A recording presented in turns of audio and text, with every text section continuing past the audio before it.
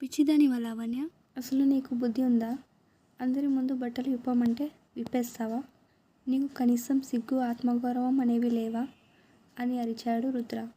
లావణ్య నెమ్మదిగా తడి బలిష్టమైన చేతులను తన భుజాల మీద నుండి పక్కకి జరిపి అతడి కళ్ళల్లోకి నేరుగా చూస్తూ, సిగ్గు, ఆత్మగౌరవం, ఎంత గొప్ప పదాలు వాడావు రుద్ర. కానీ ఒక విషయం మర్చిపోయావు. ఇవన్నీ ప్రాణమున్న మనుషులకుంటాయి కదా. నువ్వు నన్ను మనిషిగా ఎప్పుడో చంపేశావు. నాలో ఉన్న ప్రాణాన్ని, ఆశల్ని, కనీసం నేను ఒక ఆడదాన్ని అన్న స్పృహని కూడా నీ అహంతో తొక్కేశావు. ఇప్పుడు నీ ముందు ఉన్నది కేవలం ఒక శవం మాత్రమే. శవానికి సిగ్గు ఏముంటుంది? దానికి గౌరవం ఎందుకు? నువ్వే అన్నావు కదా, నేను నీ ఆజ్ఞను తలవాల్చే ఒక బానిసనని. ఒక బానిసకు యజమాని మాట తప్ప సొంత ఆలోచనలు ఉండకూడదు కదా రుద్ర. నువ్వు చావంటే చావాలి, బట్టలు విప్పమంటే విప్పాలి, అంతే కదా. అక్కడ జరిగింది కూడా అదే. నేను నీ మాటకు కట్టుబడి ఉన్నాను, అంతే అని చెప్పింది. రుద్ర ముఖం కోపంతో ఎర్రబడింది. నోరు మూయి. నీకు సిగ్గు లేకపోతే పోయింది. నా పరిస్థితి ఏంటి? నా స్నేహితుల ముందు నా పరువు ఏమవ్వాలి? నువ్వు నా భార్యవి. నా పేరు నీ మెడలో తాళి రూపంలో ఉంది. నువ్వు అందరి ముందు అలా దిగజారి ప్రవర్తిస్తుంటే నా తల ఎక్కడ పెట్టుకోవాలి? విన్నావు కదా, వాడు ఆ విధవ. నీ భార్య సహకరిస్తుంటే మధ్యలో నీకేంటి నొప్పి అన్నట్టే మాట్లాడుతుంటే నా రక్తం మరిగిపోయింది అని అన్నాడు. లావణ్య ఒక్కసారిగా బిగ్గరగా నవ్వింది. ఆ నవ్వులో వెటకారం కన్నా వేదనే ఎక్కువగా ఉంది. ఓహో, ఇప్పుడు గుర్తొచ్చిందా నేను నీ భార్యని అని? ఈ తాళికి ఒక విలువ ఉందని, నా గౌరవమే నీ పరువు అని ఇప్పుడు గుర్తొచ్చిందా రుద్ర? భర్త గౌరవం భార్య గౌరవం మీదే ఆధారపడి ఉంటుందని ఈ మగాడికి ఇప్పుడు అర్థమైందా? మరి కాలేజ్లో వందల మంది ముందు నన్ను మోకాళ్ళ మీద వంగి నీ బూట్లు తుడవమన్నప్పుడు నేను నీ భార్యని అని గుర్తు రాలేదా? నా క్యారెక్టర్ గురించి అందరి ముందు అతి నీచంగా అబద్ధాలు చెప్పి నన్ను కించపరిచినప్పుడు నేను నీ భార్యని అని గుర్తు రాలేదా? అప్పుడు నా పరువు నీ పరువు అని నీకు అనిపించలేదా? ఆ రోజు లేని పరువు ఈరోజు నీ స్నేహితుల ముందు నా చీర విప్పేయడానికి సిద్ధమైతే గుర్తొచ్చిందా? నీకో విషయం తెలుసా? ఆ రోజు కాలేజ్లో నువ్వు మాట్లాడిన ఆ పచ్చి అబద్ధాలు, అసభ్యకరమైన మాటలు ఇప్పటికీ ఊరంతా పాకిపోయి ఉంటాయి. ఇప్పుడు ఏ వీధికి వెళ్ళినా నేను తలెత్తుకుని నడవగలనా? రేపు నేను దారిలో వెళ్తుంటే ఎవడో ఒక రౌడీ వెధవ ఆపి, నీ మొగుడే చెప్పాడు కదా బెడ్ మీద నీకు చాలా ఎక్స్పీరియన్స్ ఉందని. నీ మొగుడికేనా ఆ ఎంజాయ్మెంట్ అంతా? మాలాంటి వాళ్లకు కూడా ఆ విన్యాసాల రుచి చూసే భాగ్యం కల్పించవా అని నన్ను వేధిస్తుంటే అది చూసి నువ్వు ఆనందిస్తావు కదా. అప్పుడు నీ పరువు పెరుగుతుంది కదా రుద్ర అని నిలదీసింది. రుద్ర గర్జిస్తూ, నోరు మూయి. ఎవరు నిన్ను అలా అనే ధైర్యం చేయరు. నిన్ను తాకడమే కాదు, నీ వైపు కన్నెత్తి చూసినా వాడి కళ్ళు పీకేస్తా అని అన్నాడు. ఎందుకు పీకేస్తావు అని లావణ్య గొంతు పెరిగింది. వాళ్లకు ఆ అవకాశం ఇచ్చిందే నువ్వు రుద్ర. వాళ్ళ కళ్ళల్లో కామాన్ని రగిలించింది నువ్వే. నీ పంతం కోసం నా జీవితాన్ని బూడిద చేశావు. ఒకప్పుడు కాలేజ్లో నన్ను అందరూ గౌరవంగా చూసేవారు. కానీ నీ వికృతమైన మాటలతో అందరూ నన్ను ఏదోలా చూసేలా చేశావు అని అరిచింది. ఆమె గొంతులో వణుకు వస్తుంది. కానీ అది భయం వల్ల కాదు, గొంతు దాకా వచ్చిన దుఃఖాన్ని ఆపుకోవడం వల్ల. చెప్పు రుద్ర, ప్రేమిస్తున్నాను అని నా వెంట పడ్డావు కదా. రేపు నువ్వు ప్రేమించిన అమ్మాయిని వేరే వాళ్ళు కామంతో చూస్తుంటే నీకు హాయిగా ఉంటుంది కదా. నీ కళ్ళ ముందే ఇంకొకడు నా ఒంటి మీద చేయి వేస్తే అది చూసి నువ్వు పైశాచిక ఆనందం పొందుతావు కదా. నీ అహం గెలిచిందని గర్వపడతావు కదా. నీ పంతం కోసం ఒక ఆడదాని జీవితాన్ని బూడిద చేసిన మొగాడివని కాలర్ ఎగరేస్తావు కదా అని అడిగింది. రుద్ర ఏమీ మాట్లాడలేకపోయాడు. ఆమె మాటలు అతని గుండెను చీల్చుకుంటూ వెళ్తున్నాయి. లావణ్య ఆవేదన అక్కడితో ఆగలేదు. ఆమె కళ్ళు ఎర్రబడి దుఃఖంతో నిండిపోయాయి. నా ఆత్మను ఇప్పటికే చంపేశావు రుద్ర. నా మనసుని ముక్కలు ముక్కలు చేసి నీ కాళ్ళ కింద వేసి తొక్కేశావు. నాలో ఇప్పుడు ఏం వెలిగింది? గర్వం లేదు, గౌరవం లేదు, కనీసం నా మీద నాకు నమ్మకం కూడా లేదు. ఈ ప్రాణం లేని శరీరం తప్ప నా దగ్గర ఇంకేమీ మిగలలేదు. ఆఖరికి ఈ శరీరాన్ని కూడా నీ స్నేహితులకో కామందులకో పంచేయి. అప్పుడైనా నీ పగ చల్లారుతుందేమో చూడు. అప్పుడైనా నీ అహం గెలిచిందని విర్రవీగుతావేమో చూడు. నా చావుని కూడా ఒక వినోదంలా చూసి ఆనందించు అని అంది. రుద్ర తట్టుకోలేకపోయాడు. ఆమె మాటలు అతనికి బాధని, ఆవేశాన్ని కలిగించాయి. ఆమెను ఆ స్థితిలో చూడలేక, తన తప్పులను తానే భరించలేక విసుగ్గా బయటికి వెళ్ళిపోయాడు. అతడు వెళ్ళిపోగానే లావణ్యలోని శక్తి పూర్తిగా నశించిపోయింది. అంతసేపు పౌరుషంగా నిలబడిన ఆమె కాళ్ళు ఒక్కసారిగా నీరసపడ్డాయి. గోడకు ఆనుకొని మెల్లగా కిందికి జారి నేలమీద కూలబడిపోయింది. శూన్యంలోకి చూస్తూ అలాగే ఉండిపోయింది. ఆ గదిలో ఇప్పుడు ఆమె ఏకాంతం, ఆమె ఆవేదన తప్ప మరేమీ మిగలలేదు. ఆ రాత్రంతా రుద్రకు కంటి మీద కునుకులేదు. విశాలమైన ఆ గార్డెన్లో చిమ్మ చీకటిలో ఒంటరిగా కూర్చున్నాడు. అతడి చేతిలో ఉన్న సిగరెట్ ప్యాకెట్ మెల్లగా ఖాళీ అవుతుంది. ఒకదాని వెంట ఒకటి సిగరెట్ మీద సిగరెట్ కాలుస్తూనే ఉన్నాడు. గాలిలో కలిసిపోతున్న ఆ పొగలాగే తన పరువు, ప్రతిష్ట, మనిషితనం అన్నీ ఆవిరైపోయాయని అతనికి అర్థమవుతుంది. కళ్ళు మూసుకుంటే చాలు, తను చేసిన దారుణాలన్నీ భయంకరమైన పీడకలలా కళ్ళ ముందు కదలాడుతున్నాయి. ఆ చీకటి గది, ఆ ఇనుప గొలుసుల చప్పుడు, దాహం కోసం ఆమె పడిన వేదన, కాలేజ్ గ్రౌండ్లో అందరి ముందు ఆమె కన్నీళ్లతో తన బూట్లు తుడిచిన దృశ్యం, అన్నిటికంటే ముఖ్యంగా అందరి ముందు ఆమె గురించి అసభ్యకరమైన అబద్ధాలు చెప్పి ఆమె క్యారెక్టర్ను కించపరిచిన తీరు అన్నీ గుర్తొస్తుంటే అతని గుండెలో ఎవరో కత్తితో పొడుస్తున్నట్లు అనిపించింది. నేను అసలు మనిషేనా అని తనలో తానే గుణికాడు. అతడి గొంతు అతడికి వెటకారంగా వినిపిస్తుంది. ప్రేమించాను, కానీ ఆ ప్రేమలో ఇంతటి క్రూరత్వం ఎలా పుట్టింది? కేవలం ఒక చెంపదెబ్బ. నా అహంకారాన్ని దెబ్బతీసిన ఒక్క సంఘటన నన్ను ఇంతటి రాక్షసుడిగా మార్చిందా? నాలో ఉన్న మృగాన్ని నిద్రలేపి దేవతలాంటి అమ్మాయి జీవితాన్ని బుగ్గిపాలు చేయించిందా అని అనుకుంటూ పిడికిలి బిగించాడు.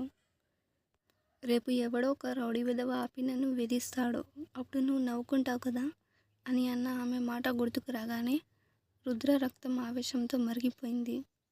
నా భార్య గురించి ఇంకొకడు తప్పుగా ఆలోచించడమే నేను భరించలేను. అలాంటిది నేనే తనని లోకమంతా తప్పుగా అనుకునేలా చేశానా? నా భార్య గౌరవాన్ని నేనే బజారున పెట్టి వేలం వేశానా? పగ అనే మత్తు తలకెక్కేసరికి కళ్ళు మూసుకుపోయి నేను ప్రేమిస్తున్న మనిషినే శత్రువులా చూసి ఇంతటి నీచానికి ఒడిగట్టానా అని తనను తాను నిందించుకుంటూ ముందు ఉన్న మద్యం బాటిల్ను నేలకేసి బలంగా కొట్టాడు. లావణ్య మనసులాగే అది కూడా 1000 ముక్కలైంది. నేను గెలిచానని విర్రవీగాను. ప్రతిక్షణం తన కళ్ళల్లో భయాన్ని, కన్నీళ్లను చూసి నా పగ తీరిందని మురిసిపోయాను. కానీ నిజానికి నేను ఘోరంగా ఓడిపోయాను. ఒక మనిషిగా ఓడిపోయాను. ఒక ప్రేమికుడిగా నా మీద నాకే అసహ్యం కలిగేలా దిగజారిపోయాను. ఒక భర్తగా తనకు రక్షణగా ఉండాల్సింది పోయి నేనే ఒక రాక్షసుడిగా మారి తన సర్వస్వాన్ని బలి తీసుకున్నాను. తన నవ్వును, తన కలలను, తన భవిష్యత్తును నా అహంకారం అనే అగ్నిలో వేసి కాల్చేశాను అని బాధపడ్డాడు. ఇంత జరిగాక తను నన్ను క్షమిస్తుందా అన్న ప్రశ్న అతని మదిని తొలిచేస్తుంది. క్షమాపణ, అసలు ఆ పదం వాడడానికి కూడా నాకు అర్హత ఉందా? ఈ జన్మలో తను నన్ను మళ్ళీ ఒక మనిషిగా గుర్తిస్తుందా అని అనుకుంటూనే తనే సమాధానం చెప్పుకున్నాడు. లేదు, తను నన్ను ఎప్పటికీ క్షమించదు. ఎందుకంటే నేను చేసిన గాయాలు కేవలం శరీరానికి తగిలినవి కావు, నేరుగా తన ఆత్మను ముక్కలు చేశాయి. అసలు తనను క్షమాపణ అడిగే ముందు నన్ను నేను క్షమించుకోగలనా అని చివరి సిగరెట్ను నేలకు వేసి బలంగా తొక్కుతూ నిస్సహాయంగా ఆకాశం వైపు చూశాడు. ఆకాశంలో నల్లటి మేఘాలు దట్టంగా కమ్ముకున్నట్లుగానే అతను లావణ్య మనసులో తన స్థానాన్ని శాశ్వతంగా మూసేశాడని అతనికి అర్థమైంది. ఆ మేఘాలు కరిగి వర్షం కురుస్తుందేమో కానీ లావణ్య హృదయ ద్వారాలు మాత్రం అతని కోసం ఎన్నటికీ తెరుచుకోవు అన్న చేదు నిజం అతడి గుండెను పిండేసింది. మరుసటి రోజు ఉదయం 8 గంటలు కావస్తుంది. కిటికీ రెక్కల సందుల నుండి పలకరిస్తున్న సూర్యరశ్మి గదిలోని చీకటిని చీల్చడానికి ప్రయత్నిస్తుంది. కానీ రుద్ర మనసులోని చీకటిని మాత్రం తాకలేకపోతుంది. రాత్రంతా నిద్రలేని రుద్ర అద్దం ముందు నిలబడి తన ప్రతిబింబాన్ని చూసుకున్నాడు. ఒకప్పుడు ఆ అద్దంలో తన ప్రతిబింబాన్ని చూసుకొని గర్వపడేవాడు. తన అధికారాన్ని చూసి మురిసిపోయేవాడు. కానీ ఈరోజు ఆ అద్దంలోని మనిషి తననే వెక్కిరిస్తున్నట్లుగా అనిపిస్తుంది. ఆ క్రూరత్వం, ఆ పగ అతనికి అసహ్యం కలిగిస్తున్నాయి. సాధారణంగా ప్రతిరోజు ఉదయాన్నే లేవగానే లావణ్యను నిద్రలేపి వికృతమైన మాటలతో, క్రూరమైన శిక్షలతో ఆమెను గాయపరిచే రుద్ర ఆ రోజు మాత్రం ఆ గది గడప కూడా తొక్కలేదు. ఫ్రెష్ అయి మెట్ల మీద నుండి కిందికి దిగి వచ్చాడు. అతని కళ్ళల్లో ఎప్పుడు ఉండే ఆ క్రూరత్వం కూడా కనిపించడం లేదు. సైలెంట్గా రాజమ్మ భోజనం వడ్డిస్తే తిని ఏమీ మాట్లాడకుండా భోజనం ముగించి కారు తీసుకొని బయటికి వెళ్ళిపోయాడు. ఇలాగే 3 రోజులు గడిచిపోయాయి. రుద్ర పొద్దునే బయటికి వెళ్ళడం, మళ్ళీ రాత్రి ఎప్పటికో ఇంటికి రావడం అలవాటు చేసుకున్నాడు. లావణ్యకు ఇప్పుడు గొలుసులు లేవు, చీకటి గది లేదు, శిక్షలు లేవు. రాజమ్మ ఆమెకు కావలసినవన్నీ సమకూరుస్తుంది. కానీ ఆమె మనసులో ఉన్న గాయం మాత్రం మానలేదు. 4వ రోజు రాత్రి కూడా అర్ధరాత్రికి ఇంటికి వచ్చాడు. ఇల్లంతా నిశ్శబ్దంగా చీకటిగా ఉంది. మూలకు రాజమ్మ రుద్ర కోసం ఎదురు చూస్తూ అలాగే కళ్ళు మూసుకొని నిద్రలోకి జారుకుంది. ఆమెను లేపాలని అతనికి అనిపించలేదు. నేరుగా తన గదిలోకి వెళ్తుండగా లావణ్య గది తలుపు కాస్త తెరిచి ఉండడం అతని కంటపడింది. ఒక క్షణం ఆగిపోయాడు. లోపల వెలుతురు లేదు. కేవలం కిటికీలోంచి వస్తున్న వెన్నెల వెలుతురు మాత్రమే ఉంది. గదిలోకి వెళ్ళకూడదని అనుకున్న అతడి మనసు ఆ గదిలోకి వెళ్ళమని లాగుతుంది. 3 రోజులుగా ఆమెను చూడని ఆ కళ్ళు ఒకసారి ఆమె ఎలా ఉందో చూడాలని తహతహలాడాయి. అతడి ప్రమేయం లేకుండానే అతడి పాదాలు ఆ గది వైపు సాగాయి. నెమ్మదిగా తలుపు సందులోంచి లోపలికి చూశాడు. లావణ్య కిటికీ దగ్గర నిలబడి శూన్యంలోకి చూస్తుంది. బయట కనిపిస్తున్న నక్షత్రాలను చూస్తున్నా ఆమె మనసు మాత్రం ఎక్కడో ఉంది. అప్పుడప్పుడు ఆమె తన చేత్తో బుగ్గ మీద కారుతున్న కన్నీటిని తుడుచుకుంటుంది. ఎవరికీ వినిపించకుండా తన అందమైన జీవితం ఎలా బుగ్గిపాలైందో తలుచుకుంటూ కన్నీళ్లు పెట్టుకుంటుంది. రుద్ర ఆ దృశ్యాన్ని చూసి తట్టుకోలేకపోయాడు. ఒకప్పుడు తను ప్రేమించిన ఆ గర్భమున్న అమ్మాయి ఈరోజు ఇలా తన వల్ల కుంగిపోవడం చూస్తుంటే అతడి గుండె ముక్కలవుతుంది. ఆమెను ఓదార్చాలని అనిపించినా తన స్పర్శ ఆమెకు అసహ్యమని గుర్తించి నిశ్శబ్దంగా వెనక్కి తిరిగి తన గది వైపు అడుగు వేశాడు. అతని బూట్ల చప్పుడు వినగానే రాజమ్మ ఉలిక్కిపడి లేచింది. అయ్యా వచ్చారా అని కళ్ళు నలుపుకుంటూ దగ్గరికి వచ్చింది. భోజనం వడ్డించమంటారా అని అడిగింది. రుద్ర తల అడ్డంగా ఊపాడు. వద్దు రాజమ్మ, ఆకలిగా లేదు, మనసు బాలేదు అని చెప్పి మెట్ల మీద ఒక మెట్టు ఎక్కి ఆగిపోయాడు. ఏదో అడగాలనుకుంటున్నాడు, కానీ మాట బయటికి రావడం లేదు. కొద్ది క్షణాల మౌనం తర్వాత గొంతు సవరించుకొని చాలా నెమ్మదిగా, రాజమ్మ తను తినదా అని అడిగాడు. ఏదో బలవంతం మీద 2-3 ముద్దలు తిన్నది బాబు అంతే అని చెప్పింది రాజమ్మ. సరే నువ్వు పడుకో అని చెప్పి రుద్ర గుండె నిండా భారాన్ని మోసుకుంటూ తన గదిలో వెళ్ళి తలుపు వేసుకున్నాడు. ఆ రాత్రి కూడా అతనికి అసలు నిద్ర పట్టలేదు. బాల్కనీలో నిలబడి సిగరెట్ వెలిగించాడు. కానీ దాన్ని కాల్చాలన్న ధ్యాస కూడా లేదు. అది వేళ్ల మధ్య కాలిపోతుంటే బయట చీకటిని చూస్తూ ఆలోచనల్లో మునిగిపోయాడు. ఒకప్పుడు లావణ్య ఎలా ఉండేదో ఒకసారి గుర్తుకు తెచ్చుకున్నాడు. కాలేజ్ కారిడార్లో ఆమె నడుస్తుంటే ఒక ఆత్మవిశ్వాసం ఉట్టిపడేది. ఆమె కళ్ళల్లో ఒక అద్భుతమైన మెరుపు, పెదవుల మీద చిలిపి నవ్వు ఉండేది. కానీ ఇప్పుడు తన కళ్ళ ముందు కనిపిస్తున్న ఈ లావణ్యకు, ఆ పాత లావణ్యకు పొంతన ఎక్కడ? గర్వంతో మెరిసిన ఆ కళ్ళు ఇప్పుడు జీవకళను కోల్పోయి కేవలం శూన్యాన్ని ఆహ్వానిస్తూ ప్రాణం లేని బొమ్మలా మారిపోయాయి. ఆ వెన్నెల లాంటి చిరునవ్వు స్థానంలో ఇప్పుడు అంతులేని వేదన, వివరించలేని గుండెకోత గూడు కట్టుకున్నాయి. తను చంపాలనుకుంది ఆమె పొగరును మాత్రమే, కానీ తెలియకుండానే ఆమెలోని జీవాన్ని, ఆమె ఉనికిని చంపేశానని రుద్రకి అర్థమైంది. అతని మనసులో ఒక పోరాటం మొదలైంది. ఒకవైపు ఆమెకు వదిలేయాలని అనిపిస్తుంది. ఆమె తన పాత జీవితంలోకి, తన పుస్తకాల మధ్యలోకి, తన స్నేహితుల దగ్గరికి వెళ్తేనే మళ్ళీ నవ్వగలదని, మళ్ళీ ఆ పాత లావణ్య అవ్వగలదని అతని మనసు చెప్తుంది. కానీ మరోవైపు ఆమెను తన కళ్ళ ముందు నుండి పంపించడానికి అతని మనసు అంగీకరించడం లేదు. ఆమెను తనతోనే ఉంచుకోవాలని, ఈసారి హింసతో కాకుండా ప్రేమతో చూసుకోవాలని ఒక వింతైన స్వార్థం అతన్ని ఆపుతుంది. తను చేసిన గాయాలకు తనే మందు వేయాలని, ఆమె కళ్ళల్లో మళ్ళీ ఆ మెరుపును తనే తీసుకురావాలని ఒక క్షణం అనుకున్నా మరుక్షణమే వాస్తవం అద్దంలా అతని వెక్కిరించింది. రుద్ర, భ్రమపడకు. నువ్వు ఏం చేసినా తను నిన్ను క్షమించదు. ఆ అవకాశం కూడా నీకు లేదు. ఇప్పుడు నువ్వు ఇచ్చే ప్రేమ కూడా తనకు మరో రకమైన హింసలాగే అనిపిస్తుంది. నీ ఉనికి, నీ శ్వాస, నీ నీడ పడినా తనకు అది నరకంలా ఉంటుంది. నువ్వు తన పక్కన ఉన్నంతకాలం తను కోలుకోలేదు సరే కదా, కనీసం ప్రశాంతంగా ఊపిరి కూడా తీసుకోలేదు అని అతని అంతరాత్మ చెప్తుంది. రుద్ర కళ్ళు మూసుకొని గోడకు తల ఆనించుకున్నాడు. నేను తన జీవితంలో లేకుంటేనే తను మళ్ళీ సంతోషంగా ఉంటుందా అని తనతో తాను దీనంగా గొనుక్కున్నాడు. అవును రుద్ర, లావణ్య సంతోషం నీ దగ్గర లేదు, నీకు ఆమడ దూరంలో ఉండడంలోనే ఉంది. ఆమెను బంధించి నువ్వు పొందేది కేవలం ఒక ప్రాణం లేని శరీరాన్ని మాత్రమే. ఆమె ఆత్మను నువ్వు ఎప్పుడో ముక్కలు చేసేసావు. ఆమె మళ్ళీ మనిషి కావాలంటే ఆమె తన కలల ప్రపంచంలోకి వెళ్ళాలి. ఈ ఈ విలాసవంతమైన భయంకరమైన పంజరం నుండి ఆమెకు విడుదల కావాలి. నువ్వు నిజంగా తనని ప్రేమిస్తే, కనీసం 1% ఆమె మీద నీకు గౌరవం ఉంటే, తన మంచి కోరుకుంటే తనని విడిచిపెట్టు. తనని స్వేచ్ఛగా గాలి పీల్చుకొనివ్వు అని అతని అంతరాత్మ హెచ్చరించింది. ఆ మాటలు రుద్ర గుండెకు బరువెక్కిస్తున్నాయి. అవును, తను ఆమెను ఎంతగా ఇష్టపడుతున్నాడో అంతకంటే వేరేట్లు ఎక్కువగా ఆమె హింసించి వినోదించాడు. ఆమెను ఒక వస్తువులా చూశాడు తప్ప ఒక మనిషిలా గుర్తించలేదు. ఇప్పుడు ఆమెకు తను చేయగలిగిన ఏకైక మేలు, ఏకైక ప్రాయశ్చిత్తం ఆమెను తన నుంచి విడిచిపెట్టడమే అని అనుకున్నాడు. మరుసటి రోజు ఉదయమే రుద్ర తన నిర్ణయాన్ని అమలు చేయాలని అనుకున్నాడు. కానీ లావణ్య కళ్ళలోకి చూసే ధైర్యం అతనికి లేదు. మెట్లు దిగి కిందికి వచ్చి గంభీరంగా నిలబడ్డాడు. రాజమ్మ అని బిగ్గరగా పిలిచాడు. రాజమ్మ పరుగున వచ్చింది. రుద్ర చూపు లావణ్య గది తలుపు వైపు ఉంది. లోపల ఉన్న లావణ్యకు ప్రతి మాట స్పష్టంగా వినిపించాలనే ఉద్దేశంతో గొంతు పెంచి, రాజమ్మ విను, ఈ రోజు నుండి లావణ్య నా ఇంట్లో బందీ కాదు. తనకి ఈ నరకం నుండి విముక్తి కలిగిస్తున్నాను. తనని నేను వదిలేస్తున్నాను. తన పాత జీవితానికి తను వెళ్ళిపోవచ్చు.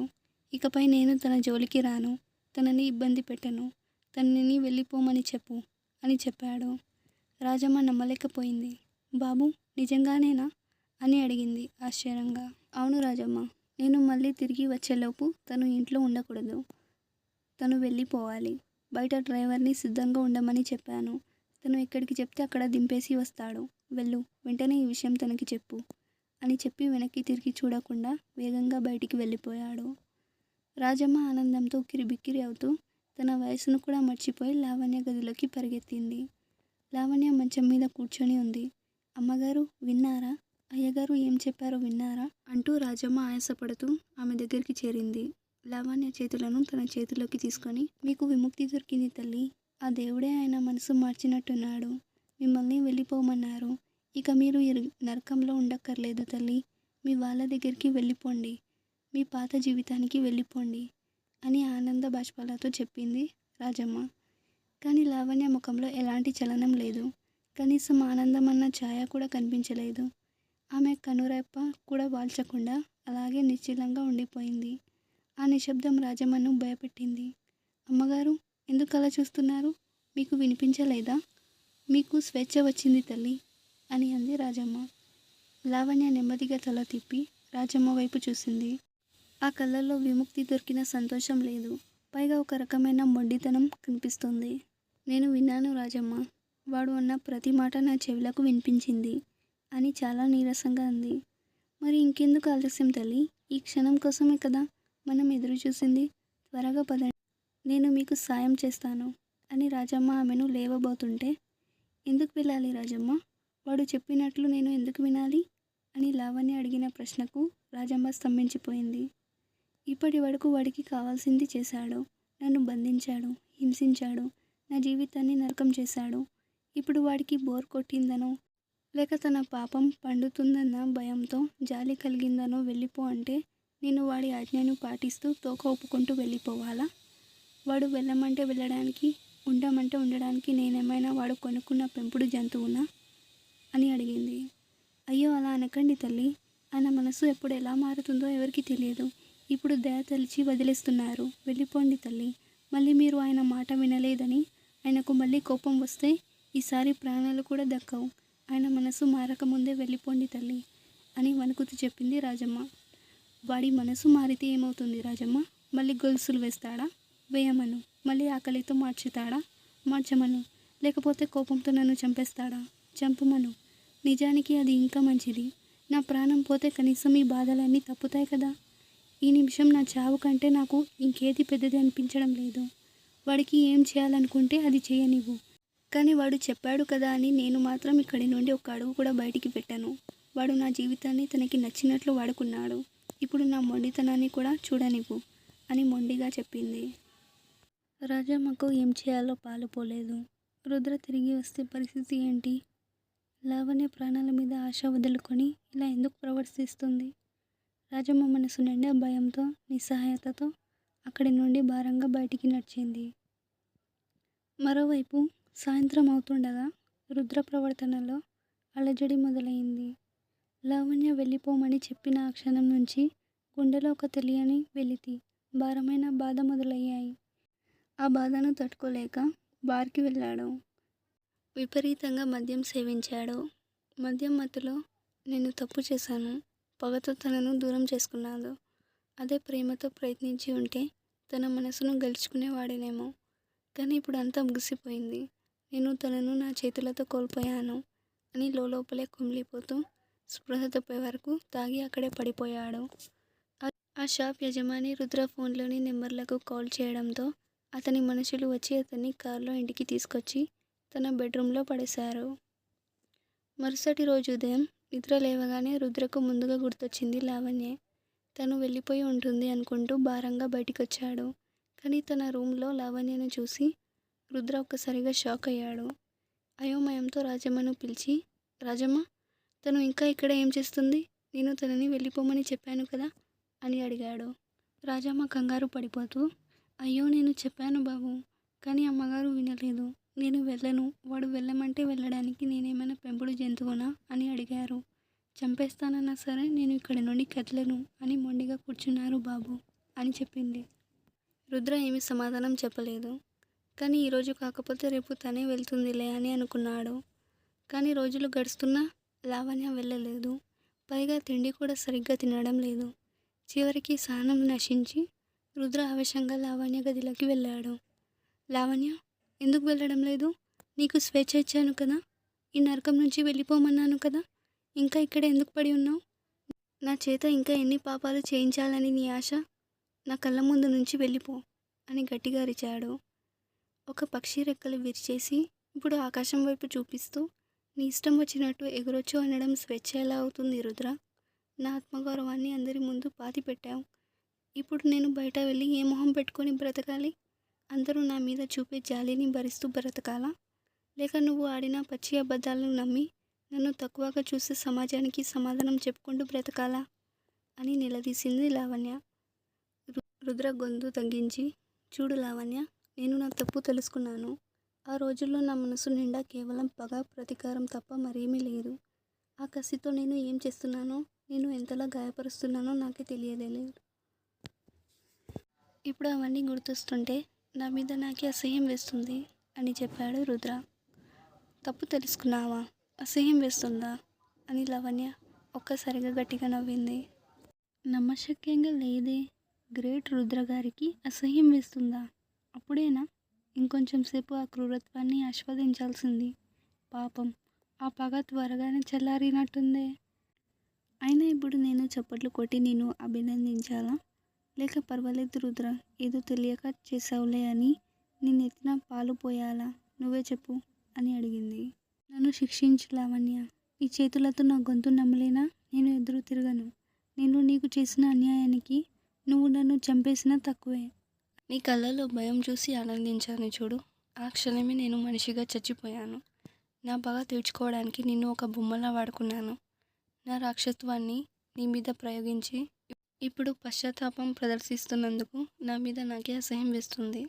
నీ మనసుని ముక్కలు చేసిన ఈ గుండె ఇక కొట్టుకోకూడదు. నిన్ను వేధించిన ఈ కళ్ళు ఇక నిన్ను చూడకూడదు. నాలాంటి వాడికి ఈ ప్రపంచంలో శ్వాస పీల్చే అర్హత కూడా లేదు. నువ్వు నన్ను చంపేస్తేనే నా పశ్చాత్తాపానికి ఒక అర్థం దొరుకుతుంది. నీ చేతులతో నన్ను అంతం చెయ్యి. అది నాకు నువ్వు ఇచ్చే అతిపెద్ద బహుమతి అవుతుంది అని చెప్పాడు రుద్ర. ప్రాణాలా? నీ ప్రాణాలు ఎవరికి కావాలి? అవి మట్టిలో కలిసినా ఎవరు ఏడవరు అంది లావణ్య. మరి ఏం చేయాలో నువ్వే చెప్పు లావణ్య. నువ్వేం చెప్తే అది చేస్తాను. నీకు న్యాయం జరగాలంటే నేనేం చేయాలి అని అడిగాడు రుద్ర. నిజంగానే ఏదైనా చేస్తావా అని చాలా గంభీరంగా అడిగింది లావణ్య. చేస్తాను, మాట ఇస్తున్నాను. నువ్వేం చేయమంటే అది చేస్తాను అని ప్రమాణం చేశాడు. అప్పుడు లావణ్య పెదవుల మీద ఒక చిరునవ్వు మెరిసింది. నిజంగా ఏదైనా చేస్తావా? అయితే నన్ను మళ్ళీ అదే కాలేజ్కి తీసుకెళ్తావా? అందరి ముందు నువ్వు నా మీద వేసిన నిందలన్నీ అబద్ధమని ఒప్పుకుంటావా? నీ గర్వాన్ని, నీ హోదాని పక్కన పెట్టి 100 మంది చూస్తుండగా నా కాళ్ళు పట్టుకుని క్షమాపణ అడుగుతావా? చెప్పు రుద్ర, చేయగలవా అని అడిగింది. రుద్ర అలాగే ఉండిపోయాడు. ఏమీ మాట్లాడలేకపోయాడు. ఒక నిమిషం మౌనం ఆవహించింది. అది చూసి లావణ్య మొహంలోకి వెటకారపు నవ్వు వచ్చింది. చెయ్యలేవు. ఎందుకంటే నువ్వు రుద్రవి. నీ గర్వం, నీ ఈగో దానికి అంగీకరించవు. నీ పరువు నీకు ప్రాణం కంటే ముఖ్యం. నా జీవితం కంటే ముఖ్యం. అందుకే ఇలాంటి మాటలొద్దు అని మాట పూర్తి కాకముందే రుద్ర ఒక్కసారిగా ఆమె మణికట్టును పట్టుకొని దగ్గరికి లాక్కున్నాడు. లావణ్య షాక్ అయింది. పద, ఇప్పుడే వెళ్దాం. నీకు కావాల్సింది నా అహంకారం తలదించడమే కదా, అదే జరుగుతుంది పద అంటూ లావణ్యను దాదాపు ఇడ్చుకుంటూ బయట ఉన్న కారు వైపు తీసుకెళ్లాడు. కూర్చో అని ఆమెను కారులో కూర్చోబెట్టాడు. కార్ స్టార్ట్ చేశాడు. రుద్ర స్టీరింగ్ పట్టిన తీరు, అతని కళ్ళలో కనిపిస్తున్న కసి చూస్తుంటే లావణ్యకు భయం వేసింది. రోడ్డు మీద గాలిలో తేలుతున్నట్టు వెళ్తుంది. ఆమె గుండె వేగం కొట్టుకుంటుంది. రుద్ర నిజంగానే తన కాళ్ళు పట్టుకుంటాడా, లేక ఇది మరో కొత్త హింసకు ఆరంభమా అన్న అనుమానం ఆమెను వేధిస్తుంది. కార్ కాలేజ్ ముందు ఆగింది. రుద్ర కార్ దిగకుండానే విరామం లేకుండా హారన్ కొడుతూనే ఉన్నాడు. ఆ శబ్దానికి క్లాసులో ఉన్న విద్యార్థులు, ప్రొఫెసర్లు ఒకరొకరుగా బయటికి రావడం మొదలుపెట్టారు. నిమిషాల్లోనే అక్కడ పెద్ద గుంపు చేరిపోయింది. మళ్ళీ అదే నిశ్శబ్దం, అదే ఉత్కంఠ. లావణ్య స్నేహితులు ఆశ్చర్యంగా మళ్ళీ ఏం చేయడానికి వచ్చాడు అని కంగారుగా చూస్తున్నారు. రుద్ర కార్ డోర్ తీసి లావణ్య చేపట్టుకున్నాడు. ఆమె కళ్ళలో సంకోచం, అడుగుల్లో వణుకు. కానీ రుద్ర ఆమెను వదలలేదు. ఆమెను నడిపించుకుంటూ గ్రౌండ్ మధ్యలోకి తీసుకెళ్లి నిలబెట్టాడు. అందరూ వినండి అని తన గొంతులో ఉన్న శక్తి అంతా కూడగట్టుకొని గట్టిగా అరిచాడు. కాలేజ్ మొత్తం ఒక్కసారిగా నిశ్శబ్దమైపోయింది. కొన్ని రోజుల క్రితం నేను ఇదే గ్రౌండ్లో లావణ్య గురించి కొన్ని అసభ్యకరమైన మాటలు చెప్పాను. నేను తన ఆత్మగౌరవాన్ని దెబ్బతీయాలని చెప్పాను తప్ప అవన్నీ నిజాలు కాదు. కేవలం నా పగ తీర్చుకోవడానికి, తన ఆత్మగౌరవాన్ని మట్టిలో కలపాలని నేను ఆడిన నీచమైన నాటకం అది. తనను శారీరకంగానే కాదు, మానసికంగా కూడా కోలుకోలేనంతగా దెబ్బతీయాలని, తన జీవితాన్ని అందరి ముందు అనుమానాల పాలు చేయాలని నేను ఒక రాక్షసుడిలా ప్రవర్తించాను. ఒక మనిషి ఇంత దిగజారి ప్రవర్తించగలడని నా మీద నాకే అసహ్యం వేసేలా తనను హింసించాను. కానీ తను మాత్రం దేవత, ఒక పవిత్రమైన ప్రాణం. నేను ఎంతగా వేధించినా, ఎన్ని నిందలు వేసినా తను మాత్రం తన వ్యక్తిత్వాన్ని వదులుకోలేదు. తన నిశ్శబ్దంతోనే నా అహంకారాన్ని ఓడించింది అని రుద్ర నెమ్మదిగా వెనక్కి తిరిగి అందరి ముందు లావణ్య ఎదుట మోకాళ్ళ మీద కూర్చున్నాడు. లావణ్య, నీకంటే నాకు ఏది ఎక్కువ కాదు. నన్ను క్షమించు. ఈ చేతులతో నిన్ను గాయపరిచినందుకు, నా మాటలతో నీ మనసుని ముక్కలు చేసినందుకు నన్ను క్షమించు. నేను చేసిన ప్రతి పాపానికి, నీ కళ్ళలో పడిన ప్రతి కన్నీటి చుక్కకు పరిహారం లేదని నాకు తెలుసు. అయినా అడుగుతున్నాను, నన్ను క్షమించు అంటూ ఆమె పాదాలను తాకాడు. లావణ్య కళ్ళలో నిప్పులు చెరుగుతున్నాయి. నా పాదాలను తాకినంత మాత్రాన నువ్వు చేసిన పాపం కడిగిపోదు రుద్ర. నీ పశ్చాత్తాపం నా కోల్పోయిన రోజులను, నా మనశ్శాంతిని తిరిగి ఇవ్వలేదు. నువ్వు చేసిన పనికి నీ ప్రాణాలు తీయాలని ఉంది. నీ రక్తం ఈ నేల మీద చిందిస్తేనే నాకు న్యాయం జరుగుతుందని తెలుసు. కానీ నీలాంటి వాడి రక్తం అంటించుకొని నా జీవితాన్ని మరింత పాడు చేసుకోవడం నాకు ఇష్టం లేదు. నీ ముఖం చూస్తుంటేనే నాకు అసహ్యం వేస్తుంది. ఈ క్షణమే నా జీవితం నుంచి వెళ్ళిపో. మళ్ళీ ఏ రోజు, ఏ జన్మలోనూ నా కళ్ళ ముందు కనిపించకు. నీ నీడ కూడా నా మీద పడకూడదు. వెళ్ళిపో రుద్ర, ఇక్కడి నుండి వెళ్ళిపో అని ఒక అడుగు వెనక్కి వేసింది. ఆమె ఆవేశానికి రుద్ర నిశ్శబ్దంగా లేచి నిలబడ్డాడు. అతడి ముఖంలో ఎప్పుడు ఉండే ఆ గర్వం, అహంకారం ఇప్పుడు పూర్తిగా చనిపోయాయి. ఒకప్పుడు ప్రపంచాన్ని లెక్క చేయనట్లు పొగరుతో నిటుగారుగా ఉన్న అతని తల ఇప్పుడు తను చేసిన తప్పులకు పశ్చాత్తాపంతో వంగిపోయింది. కానీ వెళ్లే ముందు చుట్టూ గుంపులుగా చేరి చూస్తున్న విద్యార్థులకు ప్రొఫెసర్ వైపు తీక్షణంగా చూశాడు. అతని కళ్ళలో మళ్ళీ అదే పాత రుద్రుడి తీక్షణత, గంభీరత ఒక్కసారిగా మెరిశాయి. వినండి అందరూ, లావణ్య ఈ కాలేజ్కి మళ్ళీ పాత లావణ్యలాగే వస్తుంది. తను ఇక్కడికి తల ఎత్తుకొని వస్తుంది. తన జోలికి ఎవడైనా వచ్చినా, నేను చెప్పిన అబద్ధాలను సాకును చేసుకొని తనను ఎవరైనా ఒక్క మాట అన్నా, లేదా తన గతాన్ని తవ్వి తీసి తనను ఇబ్బంది పెట్టినా వాడు నా చేతిలో చేస్తాడు. అది ఏ రోజైనా, ఎక్కడైనా సరే. లావణ్యకు నా అవసరం లేదు. ఆమె నన్ను అసహించుకోవచ్చు, కానీ తన చుట్టూ ఒక కవచంలా నేను ఎప్పుడు ఉంటాను. జాగ్రత్త అని హెచ్చరించి ఒక నిమిషం కూడా అక్కడ ఆగకుండా కారు వైపు వెళ్ళిపోయాడు. ఇంజన్ గర్జనతో కారు వేగంగా కాలేజ్ గేటు దాటి వెళ్ళిపోయింది. గ్రౌండ్లో నిశ్శబ్దం రాజ్యమేలుతుంది. లావణ్య అక్కడే నిలబడి ఉంది. అప్పటి వరకు బిగపట్టిన ఆవేశం కన్నీరుగా మారుతుండగా తన స్నేహితులు, పరిగెత్తుకుంటూ వచ్చి ఆమెను హత్తుకున్నారు. లావణ్యకు ఒక భయంకరమైన పీడకల ముగిసినట్లు అనిపించింది. ఆకాశం వైపు చూస్తూ ఒక దీర్ఘశ్వాస తీసుకుంది. రుద్ర వెళ్ళిపోయాడు. కానీ వెళ్తూ వెళ్తూ ఎప్పుడు మానని గాయం మిగిలిపోయాడు. కానీ ఆ గాయంతోనే మళ్ళీ నిలబడాలని, తన కలల్ని నిజం చేసుకోవాలని ఆమె దృఢంగా నిర్ణయించుకుంది.